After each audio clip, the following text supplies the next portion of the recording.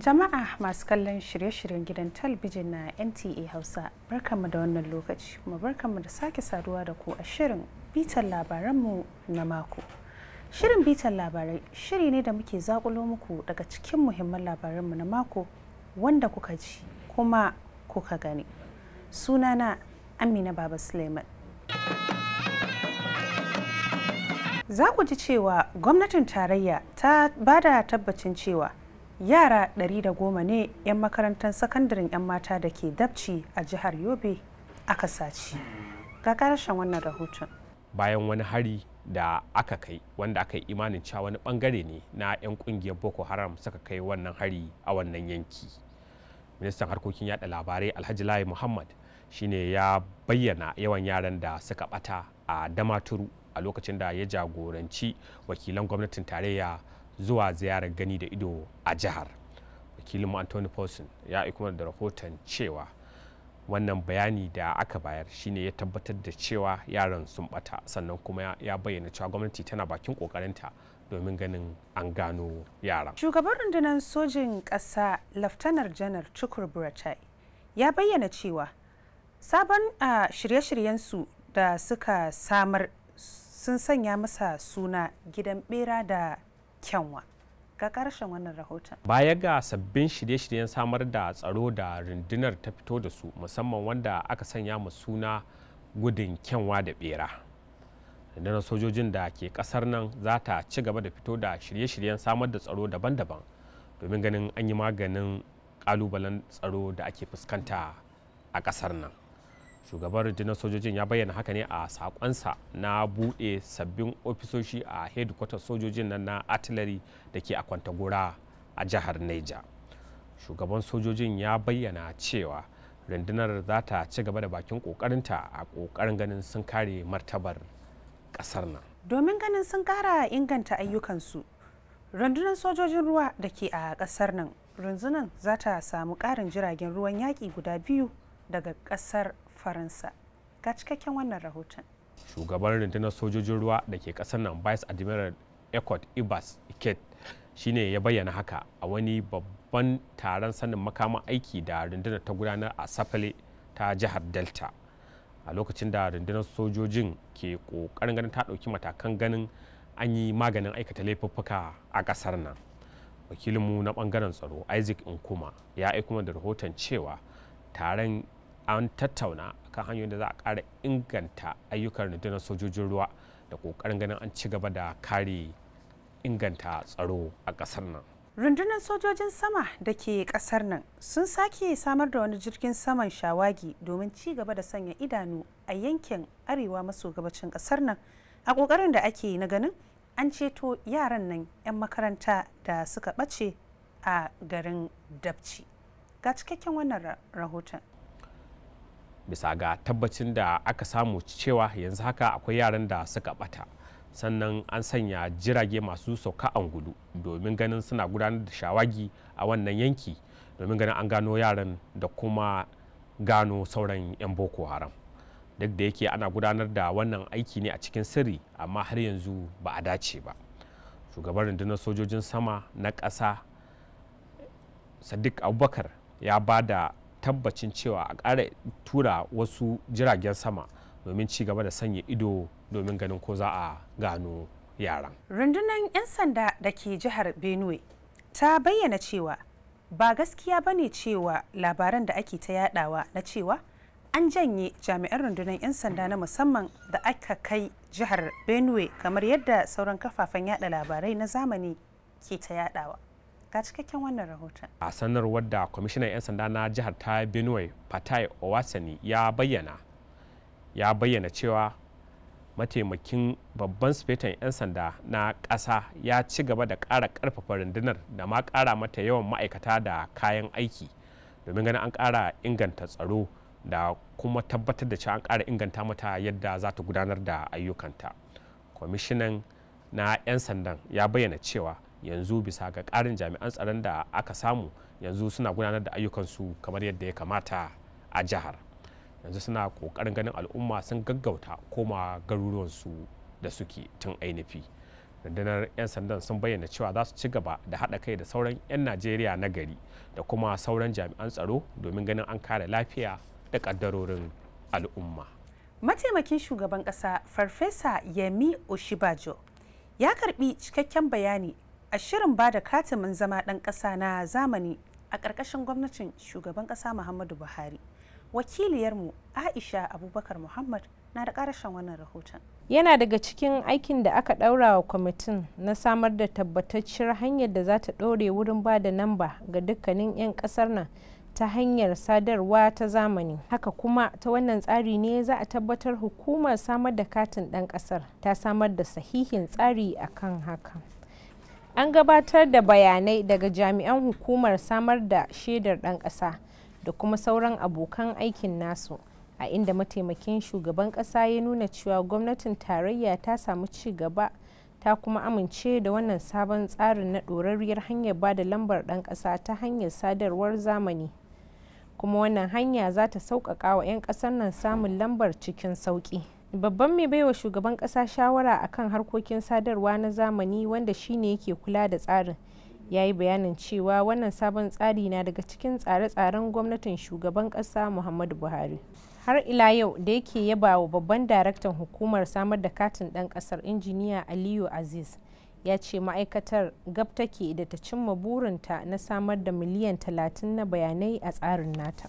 Ya yi bayanin cewa yanzu abin da suka sa a gaba shine nan da shekaru 3 masu zuwa zai zama lamba ce kawai za a rika bayarwa a matsayin shaidar ɗan ƙasar ta hanyar sadarwa ta zamani ba tabbataccen kati ba, a inda ya ce da wannan sabon tsarin mai gabatowa an cimma yarjejeniyar cewa dukkanin ma'aikatu da hukumomin gwamnati za su haɗa kai da hukumar bayar da katin ɗan ƙasan domin samun sauƙin aikin nasu da kuma riskar kowa da kowa lokacin da aka ɗiba na hakan shekara 3 ne. Jihar Osun ta bi sawun sauran jihohi da ke ƙasar nan da suka yi ƙaura daga tsohuwar hanyar sadarwa mai dungu zuwa mai yatsu domin yada shirye-shiryen talabijin zuwa hanyar zamani. Ga ƙarshen wannan rahoton. Hukumar kula da kafafen yada labarai ta ƙasa sun bayyana cewa wannan hanya ta fi sauri da kuma inganci, kamar yadda dukkanin masu ruwa da tsaki suka haɗa hannu domin ganin an samu nasara, inda yanzu jihar Edo da jihar Gombe suke a bisa layi. Wakilin Anthony Paulson ya aika da rahoton cewa yanzu jihar Osun ta bi sahun sauran jihohi na ganin sun koma sabuwar hanyar sadarwa mafi inganci ta zamani, wadda yanzu al'umma za su ci gaba da more shirye-shirye ta wannan sabuwar hanya. An yi kira ga shugabannin da ke kasar nan da su rika yin taka tsantsan a lokacin da suke sanya hannu wajen yin yarjejeniya da sauran kasashen duniya. Wannan shine ra'ayin bakin nan da suka halarci shirin nan da ake gudanarwa da sanyin safiya a gidan talabijin ta ƙasa mai suna Good Morning Nigeria a Turanci. Wakiliyarmu Fatima Isa na da ƙarshen tattaunawar nasu. A shekaru da dama Najeriya kamar sauran ƙasashe ta shiga yarjejeniyoyi da dama da sauran takwarorinta da kuma hukumomin raya ci gaban al'umma na duniya. Sai dai da yawa daga cikin yarjejeniyoyin ba sa tasiri a ƙasar nan sakamakon rashin yin daidai da yanayin ƙasar kamar yadda yake a sashe na 12 na kundin tsarin mulki.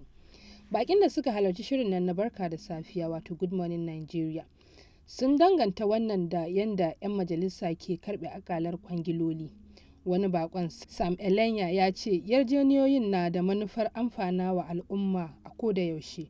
Sun jaddada bukatar Najeriya ta samar da hanyoyi domin cimma manufofin a lokacin sanya hannu a kan yarjejeniyar. Cibiyar inganta noma da samar da isasshen abinci ta Majalisar Ɗinkin Duniya za ta tallafa domin ganin ta cimma muradun samar da abinci na duniya. Ga ƙarashin wannan rahoton. Alƙalma sun nuna cewa sama da mutane miliyan 800 ne ke fama da yunwa a duk faɗin duniya. Ana kuma sa ran cewa yawansu zai ƙaru har kimanin biliyan 2 nan da shekara ta 2030. A bisa wannan dalili ne hukumar noma da abinci ta ƙarƙashin Majalisar Ɗinkin Duniya take yin kira da a zuba jari a fannin noman abinci domin ta hakan ne za a fita daga wancan ƙangi na yunwar abinci. Saboda haka Majalisar Ɗinkin Duniya tana ba da goyon baya ga ƙasashe masu tasowa kamar Najeriya da su ƙarfafa manufofinsu da dabaru na haɓaka noma domin tabbatar da ɗorewar muradun ƙarni a fannin samar da isassun abinci. Haka kuma hukumar tana ba da horo ta musamman domin ɗaukaka basirar masana a fannin ƙididdiga daga gwamnatin tarayya da kuma jihohin ƙasar nan. Sauran ƙwararru a ɓangarori daban-daban da sauran masu ruwa da tsaki sun haɗu nan Abuja babban birnin tarayya domin ganin sun gano bakin zaren da za a warware matsalar barazanar kafewa da tafkin Chadi ke fuskanta a wani babban taro da aka gudanar a ranar Litinin a nan Abuja. Ga ƙarshen wannan rahoton.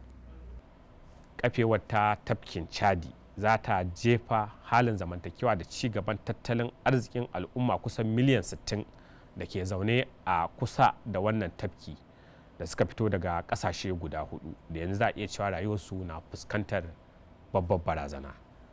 Wakilinmu Musbahu Dan Wahab ya aiko mana da cikakken rahoto akan abubuwan da za a duba wurin gudanar da wannan taro, wanda ya hada da hukumar kula da tafkin Chadi da kuma hukumar Najeriya da ma hukumar nan ta UNESCO a kokarin da ake na ganin an ceto tafkin Chadin daga kafewa.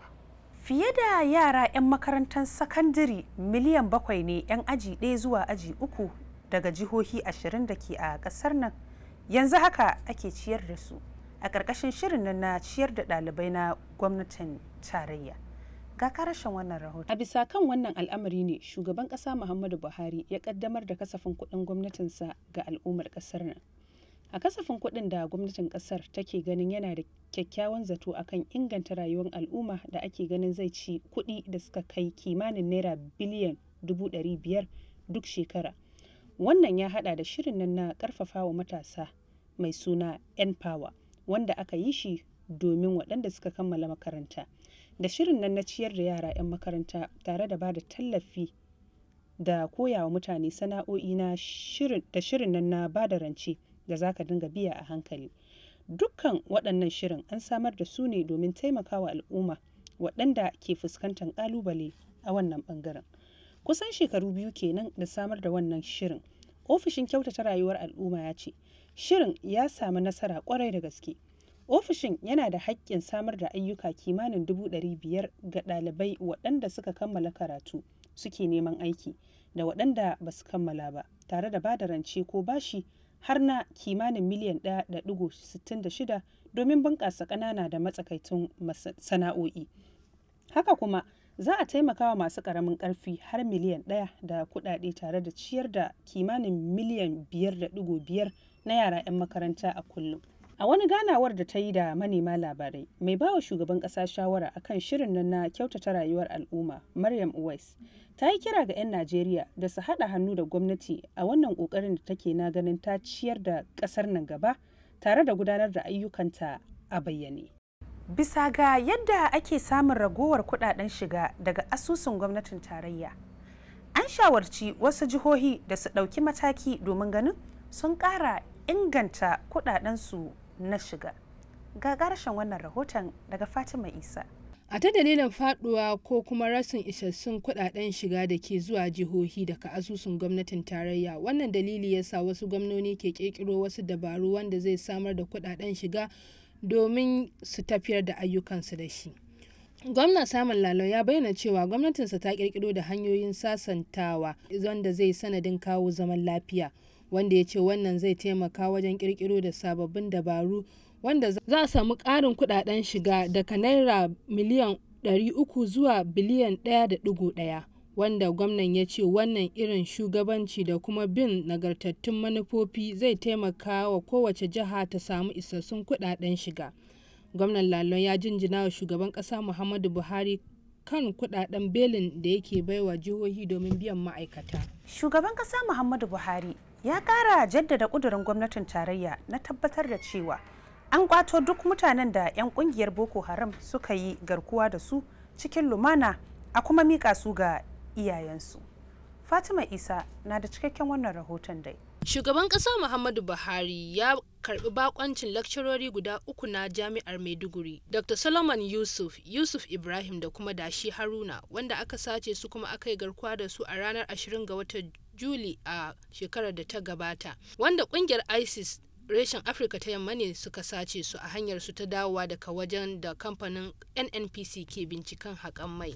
Daga bangare guda kuma wasu mata ne su 10 wanda 'yan kungiyar Boko Haram suka sace su kuma suka yi garkuwa da su a hanyar su ta zuwa bikin binne gawa daga Askira zuwa Buba da ke jihar Borno a watan da ya gabata. Shugaban ƙasa Muhammadu Buhari ya faɗa wa mutanen cewa kwato musu 'yancinsu da gwamnati ta yi ba ƙaramin aiki ba ne da kuma kare shi a nan gaba, inda ya ce 'yan ƙungiyar da suke aikata wannan mugun aiki lallai za su girbi abin da suka shuka. Shugaban ƙasan ya kuma katanta sace 'yan matan makarantar garin Dabci da aka yi a ranar 19 ga watan Fabrairu a jihar Yobe a matsayin wani abun haushi da takaici. Shugaban kasar ya ce gwamnatinsa na daukan kowane rai da muhimmanci musamman ma 'yan Najeriya. Babban darakta na 'yan sandan cikin gida wato DSS Lawal Daura ya bayyana wa shugaban kasar cewa yarjejeniyar da suka yi da 'yan kungiyar wajen ceto waɗannan mutane shine za su ba su wasu daga cikin mutanensu su ma kuma su ba da waɗannan mutane da ake bukata. Dr. Solomon wanda ya magana a madadin sauran mutanen da aka karɓo ya jinjina wa shugaban ƙasa Muhammadu Buhari na ƙoƙarin da aka yi wajen karɓo su. To jama'a bari mu amshi waɗannan saƙonni muna nan dawowa. NTA Language. Jama'a masu kallon labaran NTA Hausa barkanmu da warhaka. Ni ne. Ekukale lode yin wa isku dede ya. Igbo murum kachano. Broadcasted in the language you understand better. Our programs.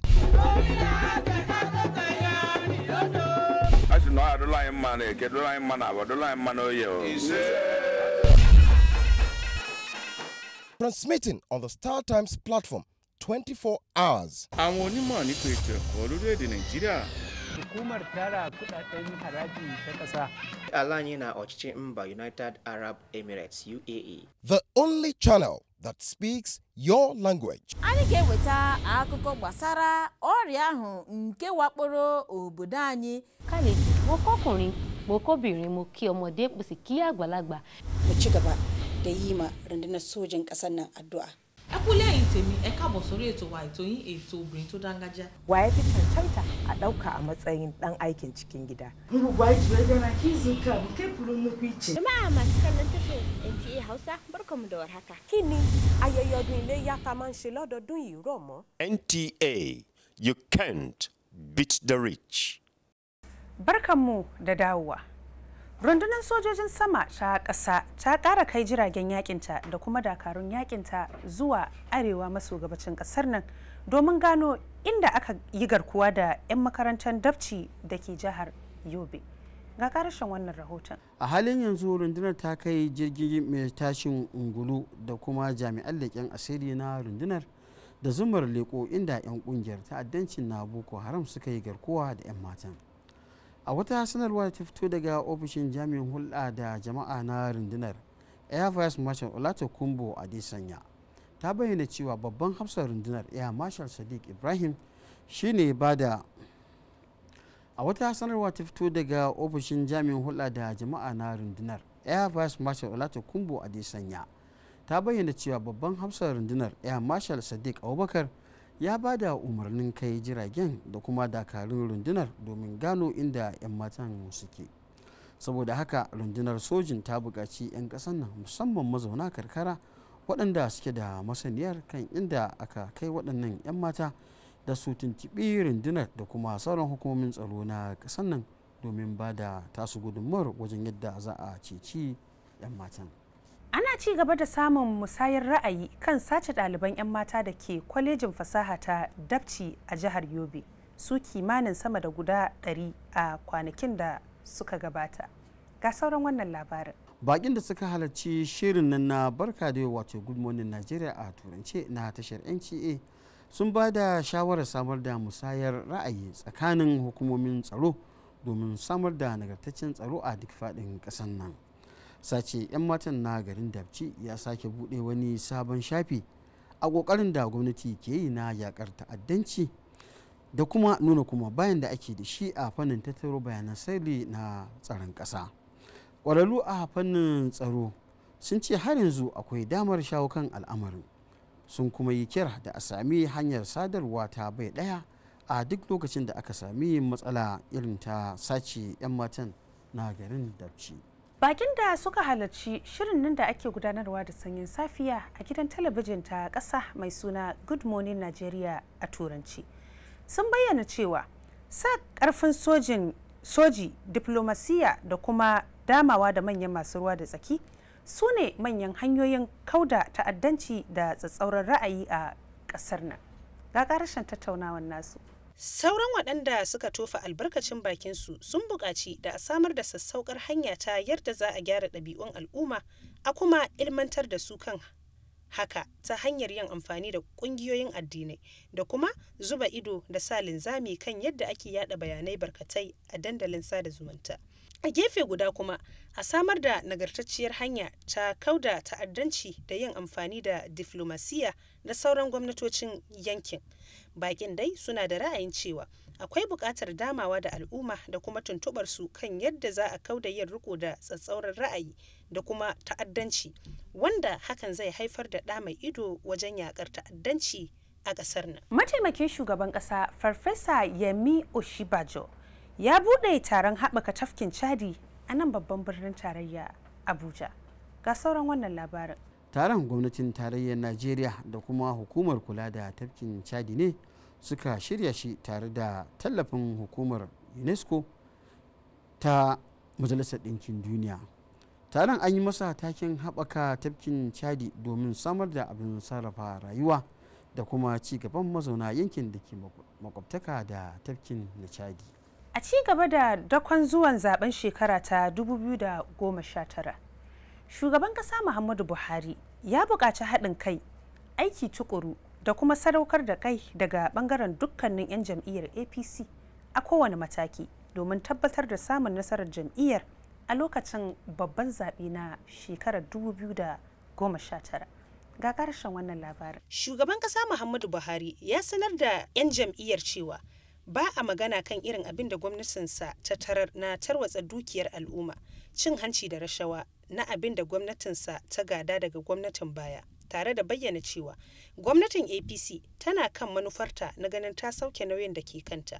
Shugaba Muhammadu Buhari ya yi amfani da wannan dama na mika godiyarsa ga 'ya'yan jam'iyyar, ba wai na ganin sun tsaya bayan shi da yarda da shi kawai ba, a'a har ma ganin sun tsaya tsayin daka duk da irin kalubalen da suke fuskanta daga jam'iyyar adawa.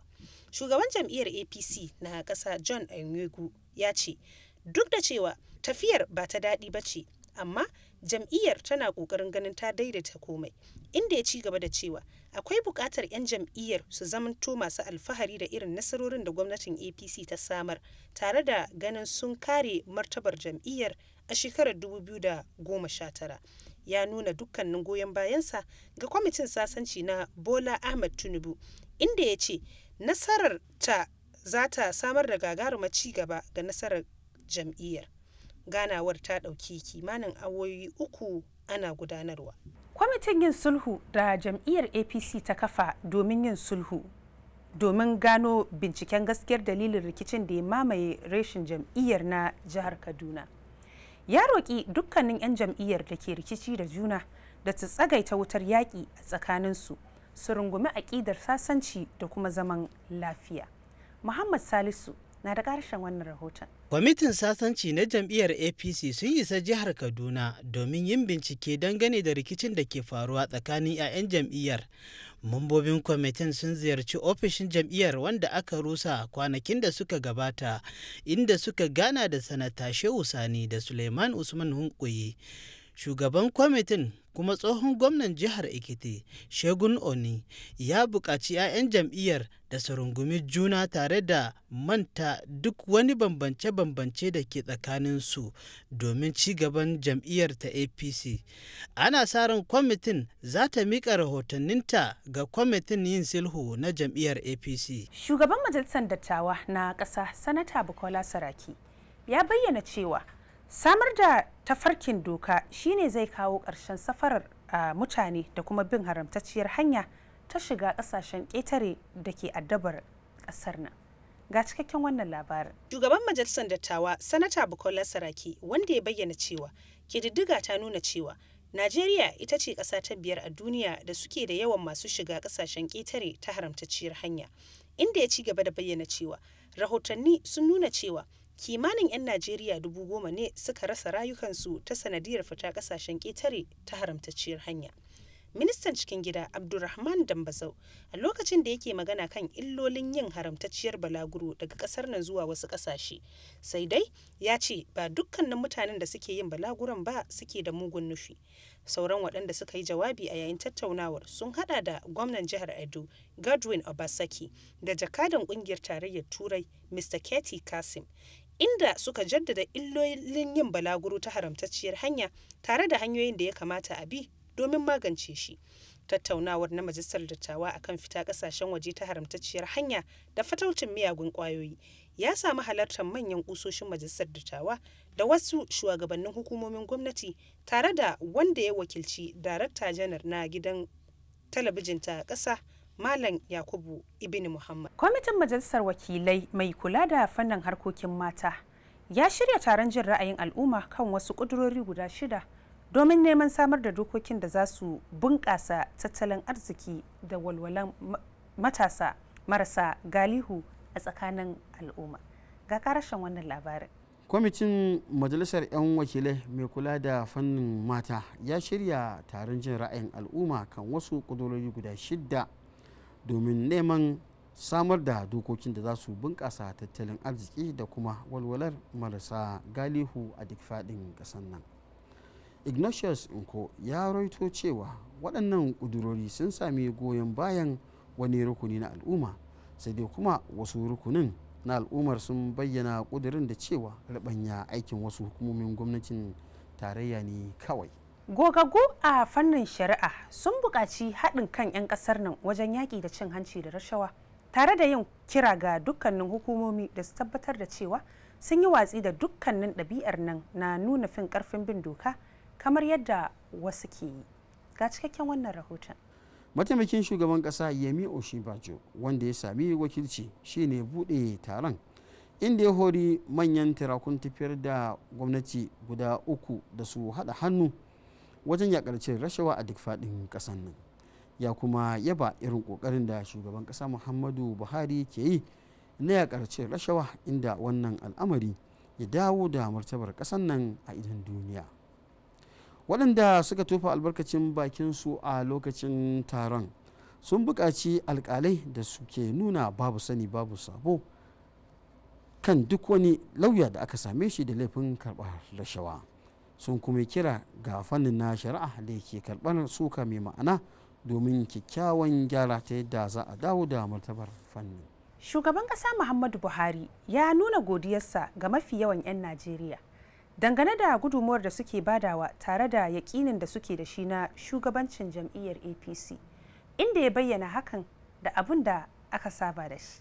Ga ƙarshen wannan rahoton. Shugaban ƙasa Muhammadu Buhari ya nuna godiyarsa ga mafi yawan 'yan Najeriya dangane da gudunmuwar da suke badawa tare da yaƙinin da suke da shi na shugabancin jam'iyyar APC duk da yawan adawa da ake samu, inda ya bayyana hakan da abin da aka saba da shi.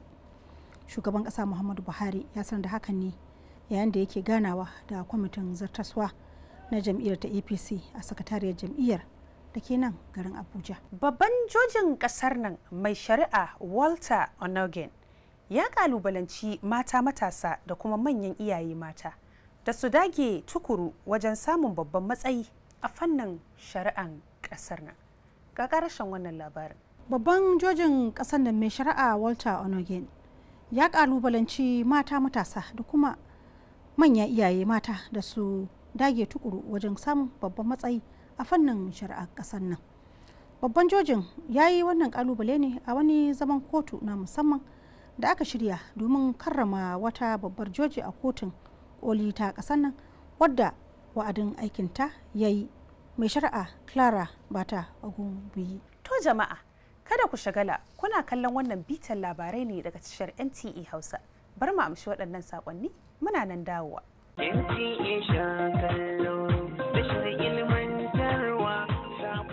To jama'a, ga wata dama ta samu. Tashar gidan talabijin ta NTA Hausa ta tanadar muku shirye-shirye masu ƙayatarwa na musamman domin ilmantarwa, faɗakarwa da nishaɗantar da ku. Za ku iya tallata hajar ku ko wasu ayyukan da kuke gudanarwa. Har ila yau kuna iya tallata bukukuwan ku na aure. suna ko naɗin sarauta. Don haka ku garzayo sashen tallace-tallace na tashar NTA Hausa da ke harabar babban ofishin NTA a Area 11 Garki Abuja. Ko a tuntuɓe mu a lambar waya kamar haka: 070 37592634 ko a wannan 080 65966263.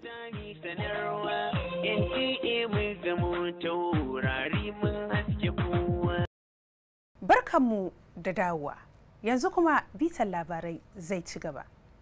Ministan yada labarai da ci gaban al'adu na ƙasa Alhaji Lai Muhammad ya buƙaci hukumar raya ilimi da al'adu na Majalisar Ɗinkin Duniya da su tallafa wa Najeriya a yakin da take yi na kawar da labaran da ba su da tushe.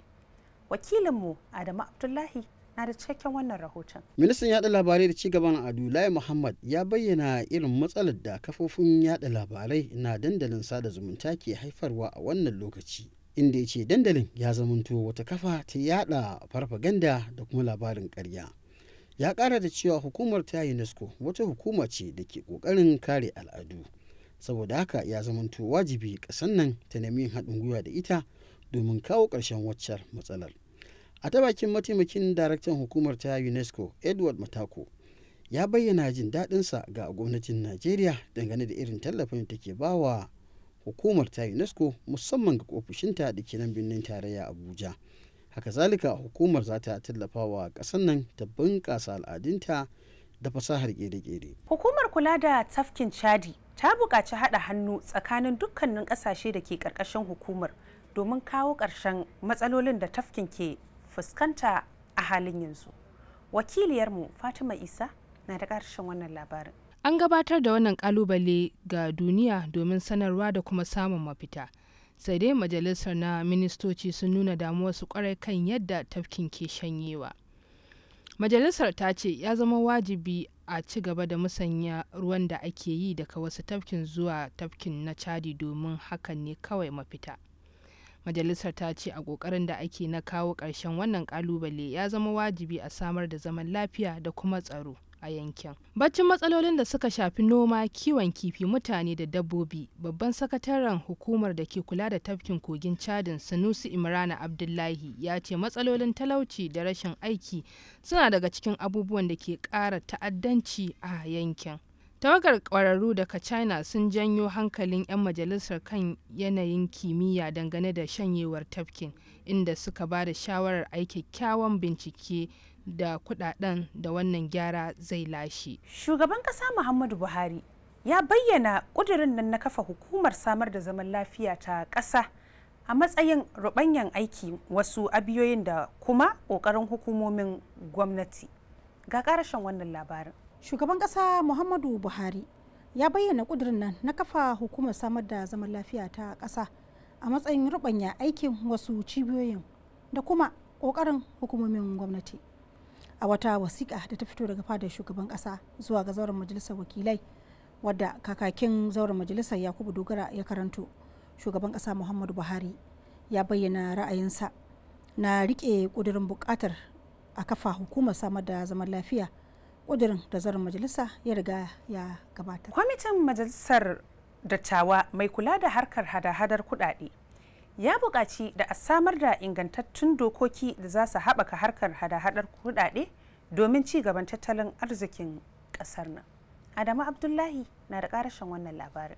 ƙudurorin su ne na fannin zuba jari da hada-hadar kuɗaɗe da kuma asusun adashin ma'aikata na shekara ta 2017. Dukkanin ƙudurorin guda biyu suna buƙatar a samar musu da wata doka da za ta ƙarfafa ayyukan hukumar hada-hadar kuɗaɗe ta ƙasa ta yadda za ta jawo hankalin masu zuba jari shigowa ƙasar nan. Matuƙar ƙudurorin guda biyu aka sa musu hannu suka zamanto doka, za a samar da aikin yi kimanin miliyan 104 a duk faɗin ƙasar nan. 'Yan kwamitin sun kuma yi tsokaci kan wasu buƙatu da za su tabbatar da cewa hukumar bata tsallake ƙa'ida ba wajen tafiyar da ayyukanta. Haka zalika kwamitin ya bayyana ƙudurinsa na tabbatar da cewa an saurari ba'asin al'umma wajen tattaro rahoto kafin a miƙa shi ga majalisar dattawan. Gwamnatin tarayya ta kafa kwamiti mai mambobi 12 wanda zai bincika kan musabbabin sace ɗaliban makarantar kimiyya da fasaha mallakin gwamnati yayin harin da 'yan ta'adda suka kai a makarantar a ranar 19 ga watan Fabrairu na wannan shekara. Balaraba Abdullahi na da ƙarshen wannan rahoton. A wata sanarwa da ta fito daga hannun ministan yaɗa labarai da raya al'adu Lai Muhammad a ranar Talata ya ce kwamitin ya hada da babban mai ba da shawara bangaren da ya shafi tsaro Major General Babagana Mungunu mai ritaya.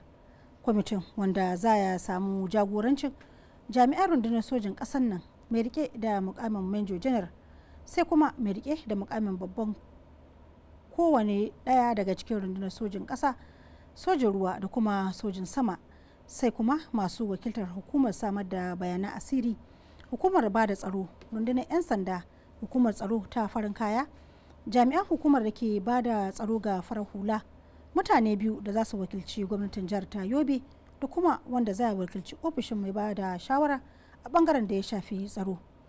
Abubuwan da kwamitin za ya duba a kansu shine al'amarin da ya janyo har aka sace yaran, yanayin tsaro a garin na Dabci a halin yanzu da kuma yanayin tsaro a makarantar 'yan matan kafin a sace su tare da hanyoyin da za a bi domin ceto 'yan matan. Ana sa ran cewa kwamitin za a miƙa rahoton shi a ranar 15 ga watan Maris na shekara ta 2018, sannan kuma an ɗora masu alhakin samar da hanyoyi da za a bi domin magance sake afkuwar wannan al'amari. Gwamnatin tarayya ta bayyana sunaye tare da cikakken bayanai kan 'yan mata 110 waɗanda har yanzu ba a san inda suke ba da 'yan ta'adda suka sace. Ga sauran wannan rahoton. Wanda ya jagoranci tawagar gwamnatin tarayya zuwa jihar Yobe, ministan yada labarai da ci gaban al'adu na ƙasa Lai Muhammad shi ne ba da jerin sunayen yaran da ƙungiyar Boko Haram suka sace. Jerin sunayen wanda aka mika ga ministan daga gwamnatin jihar Yobe yana ɗauke ne da suna, shekaru da ajujuwan kowane ɗalibi, inda kuma har da adireshi da lambobin waya wanda aka samar daga hannun mambobi 26 na kwamitin tantancewa wanda ya hada da jami'an gwamnatin jihar Yobe da jami'an makarantar. Cikin yara mata 110 da suka bata, an bayyana cewa 8 daga cikinsu suna aji 1 na JS1, 17 a aji 2 na JSS2, 12 a aji 3 na JSS3, inda yara mata 40 suke babban aji na JSS1, 19 a SS2, inda kuma 14 suke a matakin aji 6 na SS3, waɗanda suke da shekaru daga 11 zuwa 'yan 19. Yanzu haka, shugaban rundunar sojojin sama Air Marshal Sadiq Abubakar ya koma zuwa jihar Yobe domin tsananta bincike tare da gano inda yaran suke domin ceto su.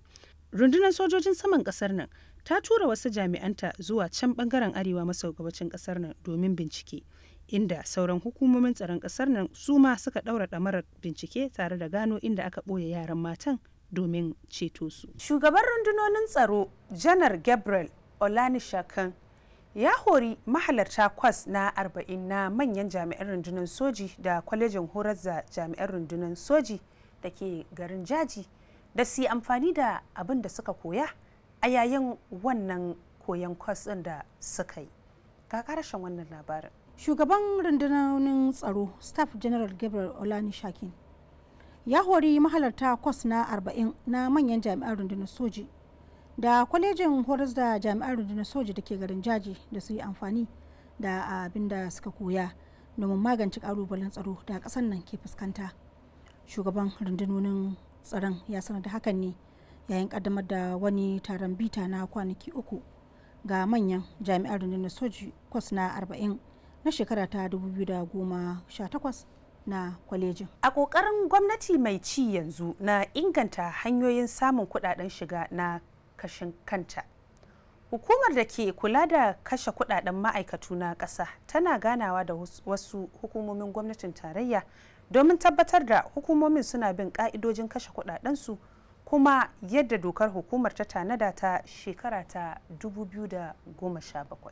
Fatima Isa na da ƙarshen wannan rahoton. A ƙoƙarin gwamnati mai ci a yanzu na inganta hanyoyin tara kuɗin shiga, hukumar kula da yadda ma'aikatan gwamnati ke kashe kuɗaɗensu ta samu ganawa da wasu hukumomin gwamnati domin tabbatar da cewa sun bi ƙa'idojin kashe kuɗi kamar yadda yake a dokokin hukumar na 2017. Dokar da ta kafa hukumar ta ba wa hukumar damar karɓo kuɗaɗe daga ma'aikatun gwamnati waɗanda shekara ta ƙare ba su kashe su ba, inda dokar ta bayyana cewa hukumomi da ma ma'aikatun gwamnati an ba su kwanaki 90 a ƙarshen kowace shekara su mai da kuɗaɗen da ba su kashe ba aljihun hukumar.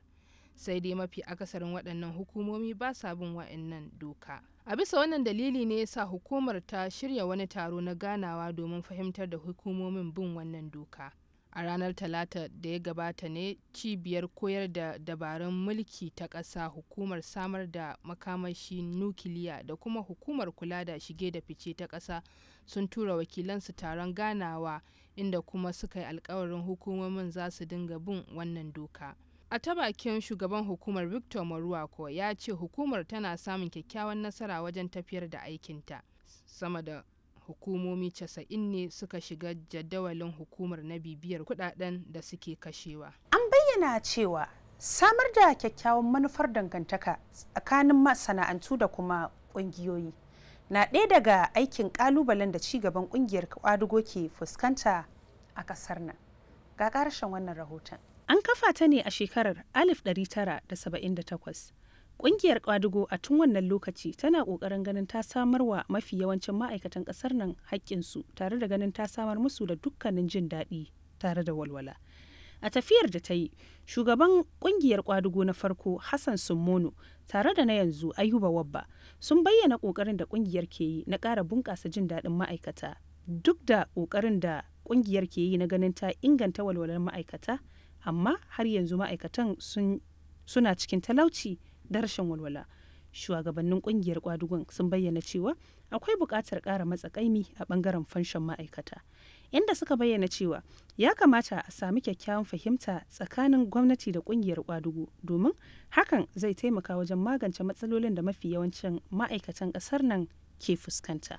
Babban kwamitin zattaswa na jam'iyyar APC ya ƙara wa'adin aikin babban kwamitin gudanarwar ayyuka da shekara ɗaya. Wannan yana cikin batun da aka tattauna a shirin nan da ake gudanarwa da sanyin safiya a gidan talabijin ta ƙasa mai suna Good Morning Nigeria a Turanci. Ga ƙarashin tattaunawan nasu. Wa'adin da aka ƙara ma kwamitin sasanci na jam'iyyar APC ya zo ne daidai sauran wata 4 da ta kammala ayyukanta. Lokacin da yake ganawa da manema labarai bayan tattaunawar da suka yi a asirce wanda ya ɗauki kimanin awowi 2 ana gudanarwa, gwamnan jihar Kogi Bello Yahaya ya ce shawarar kwamitin zattaswa na jam'iyyar wanda shugaban jam'iyyar na ƙasa John Odigi Onyegu yake jagoranta ya yi daidai da kundin tsarin mulkin jam'iyyar. Mambobin kwamitin zattaswan sun amince da cewa shekarar 2018 wanda ta kasance an gudanar da al'amuran da suka jibanci zaɓe wanda hakan sharan fage ce ga babban zaben 2019 mai zuwa, inda suka yi alkawarin ba wa kwamitin sasanci na Bola Ahmed Tinubu dukkanin goyon bayan da ya dace domin samun ci gaba. Taron kwamitin zattaswan na jam'iyyar APC na ƙasa wanda ya ba wa jam'iyyar daman yin duba ga shirye-shiryenta tare da tattaunawa akan wasu muhimman batutuwa, inda aka yi kira ga mambobin jam'iyyar da su zamo masu jajircewa wajen ganin an gudanar da zaɓe mai inganci. Wani tsohon kwamishinan 'yan sandan a jihar Kogi, Benue da kuma Ikiti, Ibizemako Aganya, ya buƙaci al'umma da su ci gaba da ba rundunar 'yan sanda gudunmuwan bayanan asiri domin samun nasarar kawar da matsalan yin amfani da ƙananan makamai ba bisa ƙa'ida ba a faɗin ƙasar nan. Ga cikakken wannan rahoton. Dangane da rikice-rikicen da aka dinga samu kwanakin baya tsakanin Fulani makiyaya da manoma da wasu rikice-rikice a wasu yankuna da kuma masu aikata laifuffuka a wasu sassan ƙasar nan, tsaffin kwamishinonin 'yan sandan jihohin Kogi, Ekiti da jihar Benue sun bayyana cewa waɗanda suke aikata waɗannan abubuwa suna riƙe da mugayen makamai, inda suka ci gaba da bayyana cewa yawaitar kera mukamai a nan cikin gida su ne tushen rikice-rikice da ake samu a ƙasar nan.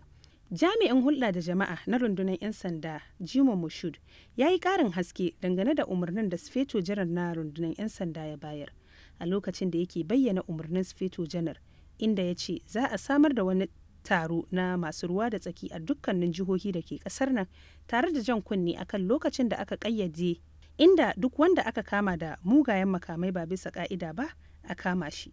Haka zalika masana a bangaren tsaro sun yi kira ga al'ummar kasar nan da su taimaka ma jami'an rundunar 'yan sanda da ingantattun bayanai da zai kauda dukkanin kowane irin nau'in makamai domin dakile aikata laifuffuka a ƙasa tare da samar da ci gaba mai ɗorewa. Shugaban ƙasa Muhammadu Buhari ya ja kunne kan idan aka samu jinkiri wajen kawo ɗauki ga ceto tafkin Chadi, hakan na iya kawo barazana ga rayukan miliyoyin al'umma, kuma hakan zai ƙara taɓarɓarewar rayuwar waɗanda abincinsu ya dogara ga kogin tafkin Chadi.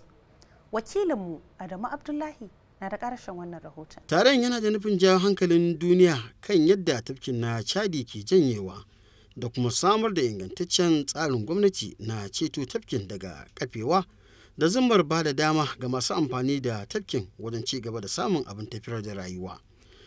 Shugaban ƙasa Muhammadu Buhari a lokacin gudanar da taron ya ce lallai wannan tafki na Chadi sama da mutane miliyan 40 ne ke amfani da shi wajen samun abin na kai. Amma tun da tafkin ya fara janyewa, sama da mutane miliyan 8 ne ke fama da talauci da yunwa. Haka zalika kuma dabbobi na kiwo na mutuwa. A bisa wannan dalili ne har wasu matasa na yankin suka fada aikin ta'addanci a yankin. Shugaban ƙasa Muhammadu Buhari ya ce gwamnatin tarayya ta fito da hanyoyi da dama na ceto 'yan Najeriya masu amfani da ruwan tafkin domin laddafa musu, musamman ta ɓangaren shirin nan na gwamnatin tarayya na sake gina yankin arewa maso gabas. Shugaban taron na haɓaka tafkin Chadi kuma shugaban ƙasar Nijar Muhammadu Yusuf ya ce farfado da tafkin na Chadi ya zama wajibi domin samar da tsaro da kwanciyar hankali a yankin. A saƙonninsu na fatan alkhairi a lokacin taron, shugaban ƙasar Chadi, Gabon, Afirka ta tsakiya da kuma firaministan ƙasar Kamaru da kuma wakilin bankin duniya da na bankin musulunci duk sun yaba wa shugaban ƙasa Muhammadu Buhari a ƙoƙarinsa na nuna shugabanci na gari, musamman na ƙoƙarin farfaɗo da tafkin na Chadi. A wata makamanciyar wannan kuma an zaɓi shugaban ƙasa Muhammadu Buhari a matsayin sabon shugaban taron shugabannin ƙasashe masu kula da tafkin tekun Chadi. Balaraba Abdullahi na da ƙarshen wannan rahoton. An yanke wannan shawara ne a ƙarshen babban taron, sannan kuma an karɓi yarjejeniyar da aka sanya ma hannu a nan garin Abuja kan farfado da tafkin tekun Chadi da ma wasu ƙalubale da nahiyar ke fuskanta. Ganin yadda harkar tsaro a Najeriya yake da matukar muhimmanci, mataimakin shugaban ƙasa Farfesa Yemi Oshibajo ya ce harkar tsaro ba za ta kasance akan addini ko siyasa kawai ba, a'a har ma da dukkanin al'ummar ƙasar nan. Ga sauran wannan rahoton. Mataimakin shugaban ƙasa Farfesa Yemi Oshibajo ya ce harkar tsaro ba za ta kasance akan addini ko siyasa ba. Mataimakin shugaban ƙasa ya sanar da haka ne yayin da ya halarci babban taro na masu ruwa da tsaki kan abin da ya shafi tsaro a yankin arewacin ƙasar nan wanda aka yi a garin Kaduna. Zauren majalisar dattawa ya yi karatu na biyu ga ƙudurin nan na yin amfani da kan sarki ga kamfanoni, inda ƙudurin na da zummar samar da muhimman dokoki da suka gabanci kasuwanci a ƙasar nan. Fatima Isa na da ƙarshen wannan rahoton. Sanata mai wakiltar Katsina ta tsakiya Umar Kurfi ya yi magana kan kamfanoni don amfani da kan sarki irin na kamfanin. Sanata mai wakiltar mazaɓar Abia ta tsakiya Chiodi Oji shine ya gabatar da ƙudurin kafa kwalejin fasaha a Aba da ke jihar Abia. Ya kira da a samar da kwasa-kwasan manhajar makarantar na kimiyyar gudanar da fasaha, kamar yadda aka sake yi wa kwalejin fasaha na Lantan karatu na biyu wanda Jarmaya Hussaini ya gabatar. Bulaliyar majalisar Olusola Adeyeye ya gabatar da ƙudurin na kafa kwalejin ilimi a garin Ila Orogun na jihar Osun. Sai dai ƙuduri na gaba wanda ƙuduri ne kan kafa wata gidauniya na tallafawa fasahar zane-zane da kuma adabi. Matakan da aka bi wajen zaɓar waɗanda suka cancanta a ba lambar yabo yana fuskantar suka daga ɓangarori daban-daban, kamar yadda wasu 'yan Najeriya ke yin kira da a sake yin duba kan hanyoyin da aka bi. Wakilinmu Muhammad Salisu na da ƙarshen wannan rahoton. ƙudirin yana da manufar neman kafa sabuwar hukumar da za ta shimfiɗa tsari, rukuni da kuma hanyoyin zakulo waɗanda ƙasa za ta karrama a matsayinsu na gwaraza. Ɗan majalisar wakilai daga jihar Kwara, Garba Amuda shine ya gabatar da ƙudirin a gaban majalisa wanda aka mishi karatu na biyu. Haka kuma an yi wa ƙudirin sake fasalin aikin gandun daji a ƙasar nan karatu na biyu a zauren majalisa, wanda ɗan majalisar tarayya Adeyinka Ajayi da Mujahid Alabi suka gabatar. A wani ɓangaren kuma 'yan majalisar sun taya ƙungiyar ƙwadago murnar shiga shekaru 40 da kafuwa, inda aka gabatar da ƙudiri kan inganta walwalar ma'aikatan gwamnati a ƙasar nan. Bugu da ƙari, shugaban marasa rinjaye a majalisar ya ba da shawarar cewa hukumar ba da agajin gaggawa ta ƙasa da ta kai ɗauki na katifin kwanciya ga waɗanda rikicin ƙabilanci a jihar Kaduna ya shafa, al'ummar ƙananan hukumomin Kajuru da Cukun. A dai zamar da majalisar ta yi tare tafa hannu kan gyarar dokar da kafa hukumar kula da kafofin yada labarai ta rediyo talabijin ta ƙasa. Majalisar kuma ta ɗan yi sauraro na minti guda domin karrama Alhaji Sudabe RS wanda ya riga mu gidan gaskiya cikin 'yan kwanakin nan, wanda yana ɗaya daga cikin 'yan majalisar. Majalisar dai ta amince da ƙudirin da aka gabatar a gabanta na yi wa dokar da ta kafa hukumar kula da wasanni ta ƙasa gyaran fuska. Hukumar zaɓe mai zaman kanta ta ƙasa wato INEC ta samu ganawa da shugabannin jam'iyyun siyasa guda 69 waɗanda aka yi rajista a ƙasar nan. Adamu Abdullahi na da cikakken wannan rahoton. Ganawar tsakanin hukumar yin zaɓe ta INEC da wakilan jam'iyyun siyasa wata dama ce ta tattaunawa kan zaben kujerar gwamna na jihohin Ekiti da Oshun da kuma babban zaɓe na shekara ta 2019. Ganawar ta duba kan al'amuran da suka shafi ci gaba da yin rajistar katin masu zaɓe, shirye-shiryen zaɓe da kuma jadawalin gudanar da zaben na shekara ta 2019. Shugaban hukumar ta INEC, Farfesa Mahmud Yakubu, ya yi ƙarin haske ga waɗanda suka halarci taron musamman kan zaben na shekara ta 2019. Ya kuma buƙaci haɗin kan jam'iyyun siyasun domin samun nasarar gudanar da babban zaɓe na shekara ta 2019 cikin lumana da tsanaki. Ƙwararru a ɓangaren amfani da magungunan gargajiya a Najeriya sun yi na'am da yin bita kan yadda za a sarrafa magungunan gargajiya ta yadda za a yi amfani da su wajen warkar da cututtuka a faɗin ƙasar nan. Muhammad Salisu na da ƙarshen wannan labarin. Masana a harkar lafiya sun ce yin bitar tsarin haɗa maganin gargajiya ya zama wajibi duba da yadda buƙatar amfani da maganin gargajiya ke ƙaruwa a ƙasar nan. A gefe guda kuma a bunƙasa shi ya zamanto hanyar samun kuɗi. Masanan sun kuma yi ƙarin haske kan alfanun yin bitar tsarin domin wata dama ce ta yin amfani da ilimin binciken maganin gargajiyar domin sarrafa magungunan warkar da cututtuka a ƙasa. Hukumar da ke ba da agajin gaggawa ta ƙasa wato NEMA ta bayar da kayayyakin tallafi ga jihar Kogi domin raba su ga waɗanda ambaliyar ruwa ta shekara ta 2017 ya shafa. Ga sauran wannan labarin. Domin rarraba su ga waɗanda ambaliyar ruwan shekara ta 2017 ya shafa. Mataimakin gwamnan jihar Simon Achuba yayin da yake karɓar kayayyakin ya yi alkawarin cewa za a tabbatar da kayayyakin sun isa ga waɗanda ambaliyar ruwan ya shafa. Rahoton da ƙungiyar Transparency International ta fitar kan jerin ƙasashen da aka fi yin cin hanci da rashawa a ciki a duniya tunasarwa ce na cewa ya zama wajibi a haɗa hannu wajen yaƙar karɓar rashawa a ƙasar nan.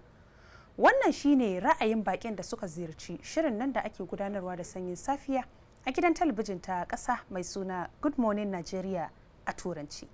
Adamu Abdullahi na da ƙarshen tattaunawar nasu. Baƙin suna da ra'ayin cewa fidda ƙididdigar ta shekara ta 2017 da ƙungiyar ta yi bai kunshi irin nasarorin da gwamnati ta samu ba a ƙoƙarinta na yaƙar cin rashawa a ƙasa. Sun ƙara da cewa ƙungiyar ta yi kunnen uwar shegu da rahoton na irin namijin ƙoƙarin da gwamnati ta yi na karɓo dukiyoyin da aka sace daga lalitarta da kuma yawan waɗanda aka cafke a bisa laifin sun karɓi rashawa da cin hanci a ƙasar nan. sai dai baki ya zo ɗaya cewa lallai akwai buƙatar ƙara tsananta yunkurin yaƙi da karɓar rashawa a ƙasa da kuma ƙarfafa gwiwoyin hukumomin da ke da alhakin yaƙar karɓar rashawa a duk faɗin ƙasar nan. Yanzu kuma za mu leƙa ɓangarenmu na wasanni tare da wakilinmu na ɓangaren wasanni Muhammad Sha'ibu. Malam Muhammad, idan ka shirya mu ma a shirye muke. Kungiyar wasan kwallon kafa ta Plateau United da take rike da kambun gasar wasan Premier Kwararru na wasan kakar bara ta dawo gurbi na farko a teburin jadawalin gasar wasan Premier Kwararru ta Najeriya bayan da ta lallasa kungiyar Enugu Rangers da ci ɗaya mai ban haushi a garin Jos a kareshin wasa da suka yi na mako na 10 a gasar wasan Premier Kwararru na wasan kakar bana. Kungiyar ta Plateau United din dai karkashin jagorancin Kennedy Boboye har a yanzu ba a zira masu kwallo ba a wasan su na gida tun fara gasar na kakar bana, wanda kuma kungiyar Akwa United ta kasa kaiwa zuwa gurbi na farko bayan da ta sha kashi a hannun Lobby Stars da ci 1-0 ita ma, da hakan ya sa a yanzu haka suna gurbi na 5. Haka kuma dan wasan kungiyar wasan kwallon kafa ta Najeriya Super Eagles Alex Iwobi ya ce yana kokarin ganin cewa ya kara hoɓasawa a wasanninsa duk da cewa kungiyarsa ta Arsenal ta sha kashi da ci 3-0 a hannun takwararta ta Man City a wasan karshe na kofin Carabao.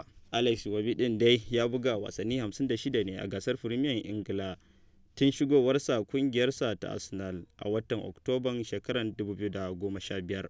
Bugu da ƙari a wasan ƙwallon tennis kuwa, a wani shiri domin gasar gwanayen 'yan wasan ƙwallon tennis na nahiyar Afirka, dan wasan ƙwallon tennis na Najeriya Haruna Kadiri, wanda shine gwarzon zakaran dan wasan ƙwallon tennis na nahiyar Afirka, yana ɗaya daga cikin wayanda za su fafata su wakiltar Najeriya a gasar da za a yi na tsawon kwanaki 3 a garin Nairobi ta kasar Kenya. To jama'a, duka-duka da wannan rahoto muka kawo ƙarshen bitan labaranmu na wannan mako.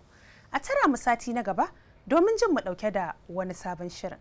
A madadin abokan aiki na masu taimakawa har wannan shiri yake zuwa gare ku, da ni mai gabatarwa Amina Baba Suleiman nake cewa mu huta lafiya. Please don't stop it. Let me take a voice. Please. Yes, please. I want to take a voice, Mr. Rafiu. Just 1 minute.